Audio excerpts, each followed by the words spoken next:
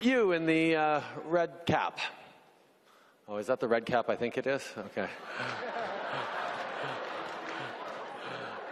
Be nice. Diversity of views. Go ahead, sir. I just want to thank you for coming in the first place. I didn't think, it's a little heckling out here, so appreciate you coming. I just want to know how your stance on ISIS is going to help Canadians in any way. I need to know how you're going to protect future Canadians, like my young daughter, and 10, 15, 20 years from now, when you're letting people in with an ideology that just does not conform to what we're doing here. So, I'd really like to know what your take on things. Absolutely. No, I think that's gives me an opportunity to talk about first of all, the fact that one of the reasons Canada is successful as a country is because we have been open to people fleeing persecution, fleeing war zones, looking for a better life for themselves and their kids. That's been the story of this country from the time the first European settlers came to be received by Indigenous people. People were fleeing conflict, poverty, difficult situations, and came to Canada to build a better life for themselves. And successive waves of people have in every different time.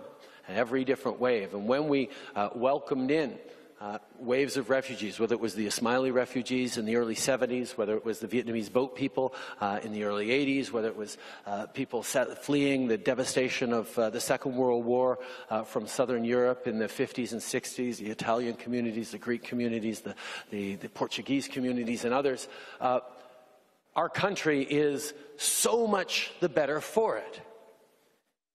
And there is a sense at one point that, okay, maybe now that's enough. Maybe we have just about all the diversity we can handle and we shouldn't have any more. Well, I can tell you, when Italian families settled in Montreal in the post-war years, they faced terrible discrimination and people who pushed back at them and said, no, you don't belong here, you don't speak English or French. Every wave of immigration has faced pushback because of how they dressed or how they sounded or what their belief was, what their religion was. And every wave of immigration has led to Canada being a better, stronger, more resilient, richer country. And that, I know, is not changing. When we welcome 40,000 Syrian refugees fleeing war-torn areas, looking for a better life, it wasn't my idea. It wasn't my choice to do that. I didn't bring them over. Canadians brought them over. People opened up their homes. Cities like Edmonton showed themselves to be tremendously generous. Provinces stepped up. Community groups, church groups stepped up. There was a welcoming of people because there was a recognition that, yes, these people were fleeing ISIS, trying to get away from terrorism, trying to build a better life for their kids. And that is the story of this country. Obviously, as an open and safe country, we have to make sure that we are taking security very seriously. And the security checks that were gone through before people came here, the way they are followed up on, if necessary in certain cases, the way we ensure that we are keeping our communities safe happens not through building walls or thickening borders, metaphorically. It happens through engaging and giving people pathways to success.